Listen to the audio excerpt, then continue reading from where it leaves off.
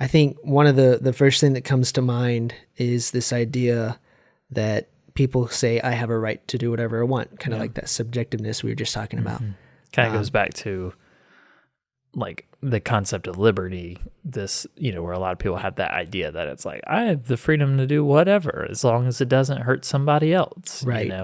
but that can take on a lot of forms if you're not careful. Right. And so rights seems to be kind of a similar issue in that it can get very subjective very fast. Yeah, exactly. And that's like, that's where it gets into the whole thing where whose right goes first, because you run into issues where people start thinking they have a right to do something that ends up violating somebody else's right. Rights don't really work like that. If they're really objective rights, they're not going to violate one another. The people's rights aren't going to violate each other like that. Yeah. So, but yeah, that's just the idea. I have a right to do whatever I want. That's like that whole concept of liberty that we ran into where, if that's the case, then Hitler had the right to do what he did, and you don't get to tell him no. Yeah. So there has to be something more to what rights are than just a subjective, it's up to me to determine what my rights are. Yeah.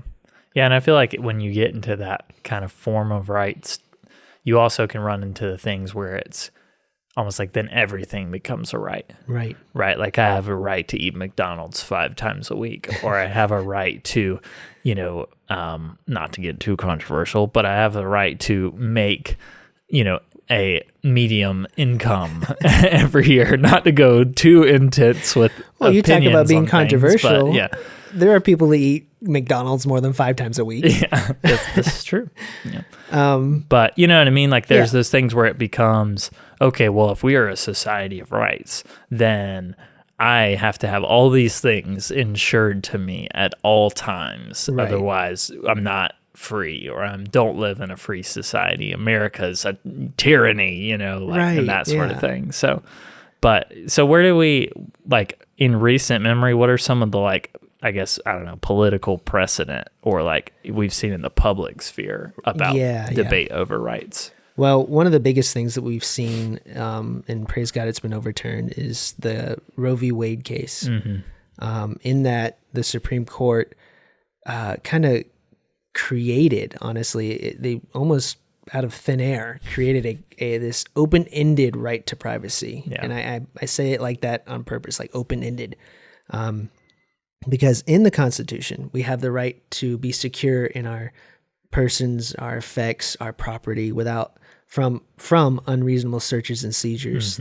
And that whole concept was the government had to have a warrant to come into your house to search if you're doing something illegal. Right. They can if they have there's a warrant, enough justification to do so, but that has to be a lot of justification to do so. There is it's a very intense process. Yeah. In some situations. Yeah, depending on the case. Depending on the case, but we're not going to get into all that. Yeah, that's another episode. Right. That's a very closed off specific thing. In Roe v. Wade, the Supreme Court made it open-ended and started applying it to the concept of liberty. And we kind of discussed that where Justice Kennedy in the following up case of Planned Parenthood, I think it's V. Casey, that also got overturned, praise God, with Roe v. Wade. But the whole concept of liberty there, where it's your right to come up with your own existence. Yeah. Well, in this one, in Roe v. Wade, the open-ended right to privacy allowed for even the killing of the unborn. Yeah. And so when it becomes just open-ended and subjective like that, anything becomes permissible. Yeah. Even the taking of an innocent life. And so, yeah. Yeah. But I think that that kind of plays into what a lot of people think about government today, is that government gets to, that rights are a gift from government, that government grants them. But the problem is, if government can grant rights, if it's that subjective, then government can ungrant rights. Right. They have the ability to determine what your rights are. from the most foundational level. And it sort of seems like, I guess, the psychological like presupposition is like, oh, well, we as a society, sort of like this collective mentality, can determine what our rights should be. Right. And in doing so, then we can just make the laws that will, protect those rights and things like that.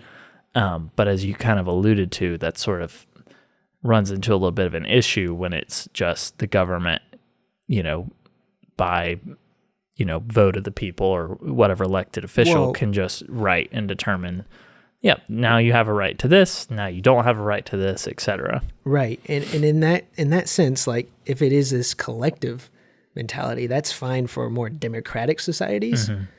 What about the just hardcore dictatorships in the world? Right. Like North Korea and China. Those still exist? What? Believe it or not, yes. The world is not this wonderful democratic playland? No, it's not, Cam. Oh my gosh, Joel. Read a newspaper. Revolutionary. Anyways, when it's like that, when government gets to choose what rights are or aren't, they're in essence trying to play God. They're setting themselves up to be the ultimate source of good and right in society. Yeah. And the thing is if as we'll get into in a moment, if rights really do come from God, then anybody else claiming to have the power to grant rights is trying to usurp God's authority. Yep. And it becomes very dangerous very quickly. We see that with the Soviet Union. We saw that with the Nazis. We saw that in the Roman Empire and all sorts of things throughout history. It is, rights cannot be something that are just a gift from government. There has to be a better, firmer foundation than that. Nice.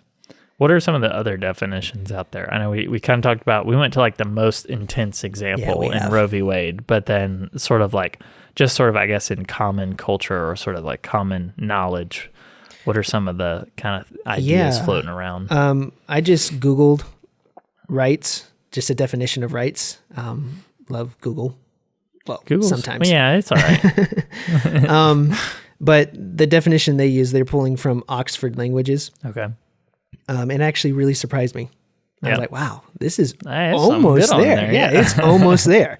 But this is what it was. A right to, according to Oxford Languages, a right is that which is morally correct, just or honorable.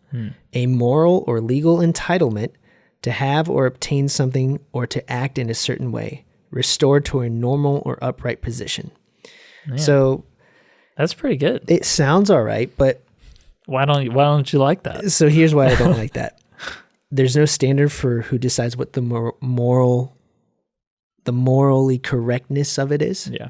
What just it means, what honorable means. There's no standard in this definition. What does even moral mean? Exactly. It's all based on morality, but it's like, what even is that? Well, morality has become relative. And because of that, rights have become relative. But also, I don't like it because where it says here, a moral or legal entitlement. A moral entitlement? Entitlement? From who? From the government? No, thank you. Like, seriously. Yeah. So, yeah. No kidding, right? No, thank you. This definition's all right because it's getting at that there has to be a moral correctness to what a right is. It has to be just and honorable. But who defines what that is? Yeah. That makes sense.